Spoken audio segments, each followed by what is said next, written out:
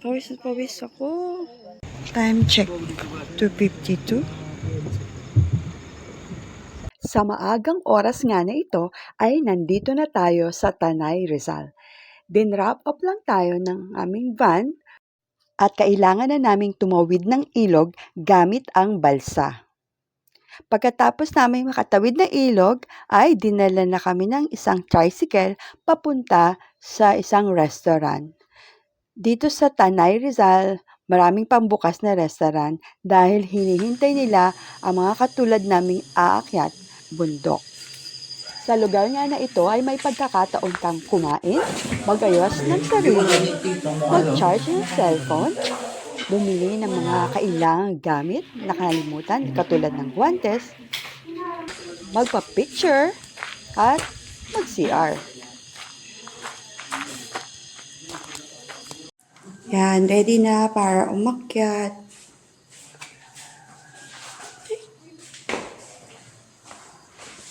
Pupunta na tayo sa isang office ng barangay para i-register ang sarili sa pag-akyat sa bundok. Dito nga pala sa Tanay ay meron ding Mount Paliparan, Mount Sapari at Mount Susong Dalaga.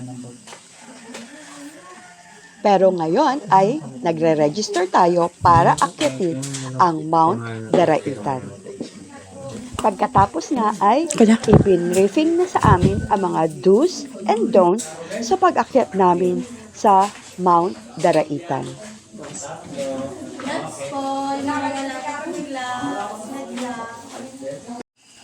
This is it. Papunta na kami para magsimulang mag-hiking. Iba-iba ang level ng mountaineering ng aking mga kasama. Merong beginner, merong nakaakyat na ng bundok, pero yung mabababa nga lang. At meron namang advanced ang kanilang skills. Pero syempre, hindi mo kailangang makipagsabayan sa kanilang mga skills. 5:17 a.m. nang marating ko ang 1 kilometer at talagang madilim pa rin.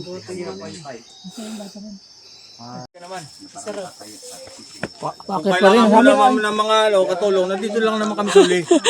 Kahit ikay pabitbit namin pababa. Nandito kami sa Station 2. Time check. 5:46 a.m. Andito na kami sa Station 2. Kahit medyo nahirapan ako dahil pinupulikat and all. Pero ayan, ang mga kasamahan namin, after namin magpahinga, magsisimula na naman kaming umakyat. Ready na naman. At nakikita nyo naman na batuhan, matatalas na bato ang aming nilalakaran at mga ugat ng puno kaya kailangang mag-ingat sa bawat hakbang. 6:56 a.m. nang marating ko ang 2nd kilometer ng Mount Daraitan. At dito nga ay pawis na ako at uhaw na uhaw. Pero kailangang tipirin ko yung tubig ko dahil malayo-layo pa ang aakyatin. Nandito na tayo sa Station 3, Achievement Unlock. Malapit na tayo sa summit. See you! Sa parting ito na nga ay mas lalo pang humirap ang pag-akyat na kailangan ko nang humawak sa mga lubid, mga puno at mga bato para i-push ko pa ang aking sarili na makarating sa tuktok. Napaka-importante talaga na ikaw ay may guwantes, may matibay na sapatos, may mga pamalit na t-shirt, at may ekstrang tubig sa pag-akyat mo sa bundok na ito. Dito talaga nasubok ang aking physical at mental strength. Kailangan ikaw ay matiisin, matatag, at matalino sa pag-akyat ng bundok. I-fast forward na natin para makarating na ako sa tuktok.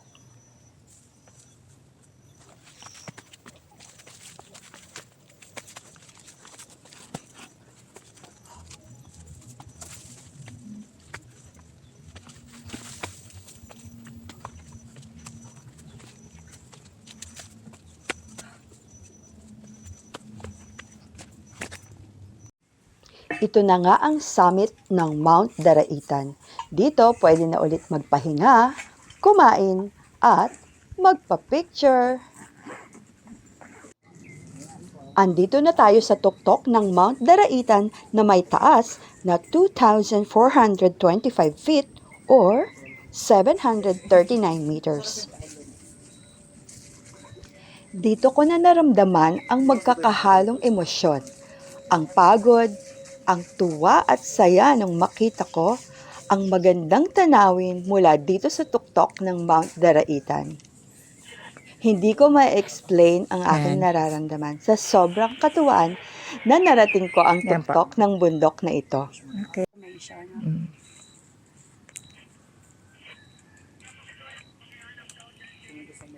Nakalimutan ko na lahat ng pagod at hirap na pinagdaanan ko bago ko marating ang tuktok ng bundok na ito.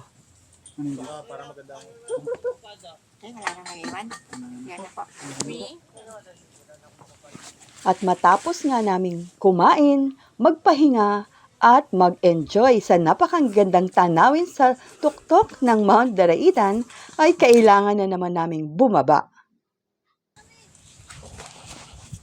Wala, naiwan na naman tayo. Bibilis eh. Uy, dito tayo mag-video, guys. Abutin natin yung mga in-heart. Tara lang dito. Heart na ang susunod. Ano, daan muna tayo ng Station 3. Idadaanan muna natin yung mga dinaan natin kanina. Hanggang doon sa may lubid. I-fast forward na ulit natin para makarating na tayo sa Heart Peak.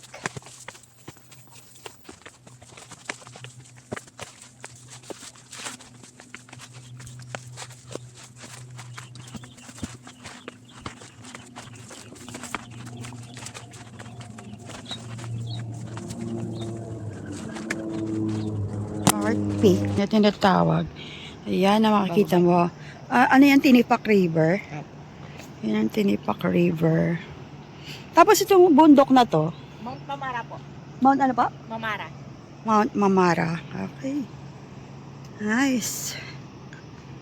Okay. Ang sabi naman kasi, wag ipakikita eh. Pwede ka magsakay.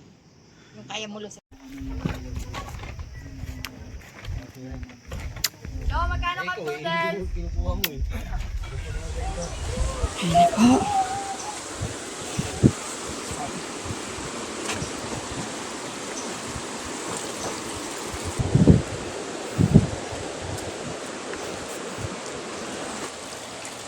Ito ang Tinipak River. Hindi ko pala natanong sa aking guide kung bakit sa river na ito ay mas marami ang bato kesa sa tubig.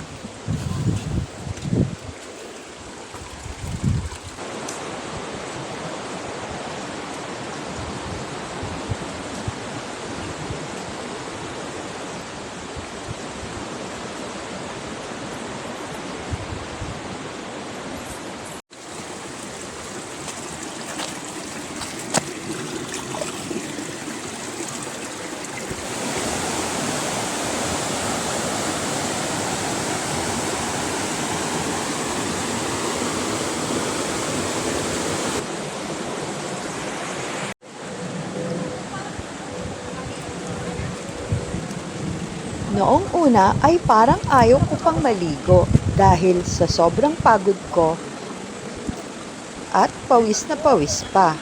Pero dahil nainggit ako sa aking mga kasama, kaya nagpasya na rin akong makijoin sa kanila.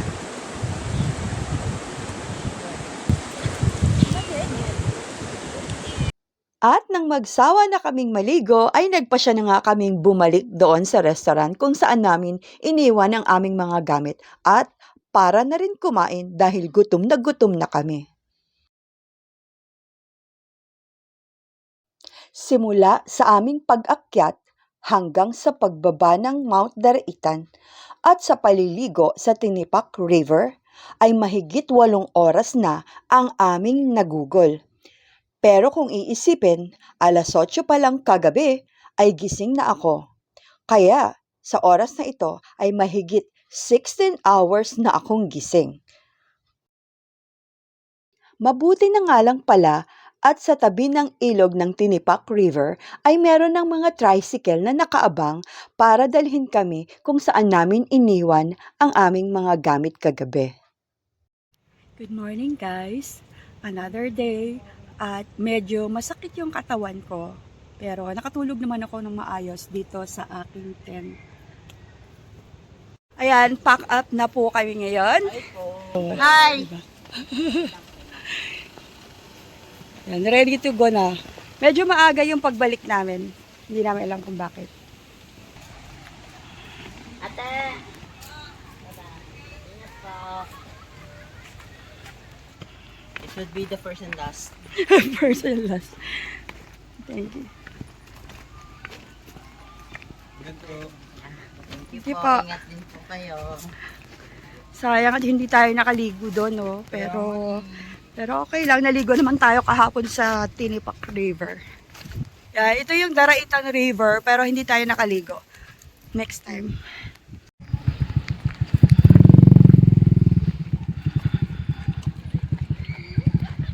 Yan, dito tayo sasakay sa balsa. Sa pagtawid doon. Yan. Hey.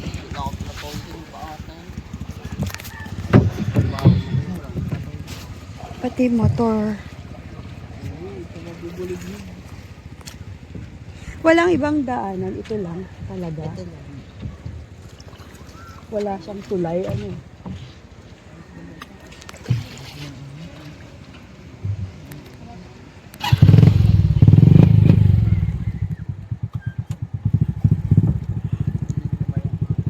Dito na tayo.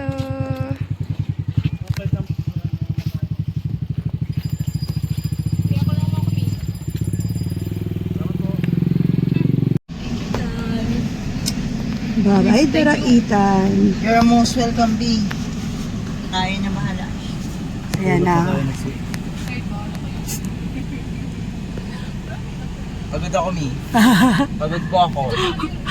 Sa mga hindi na po nakakalam, hindi po siya beginner friendly.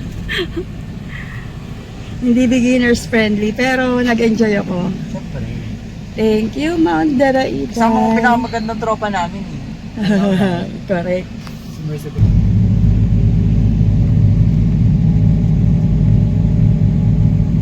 Dito na kami sa drop off point dito sa Shaw Boulevard.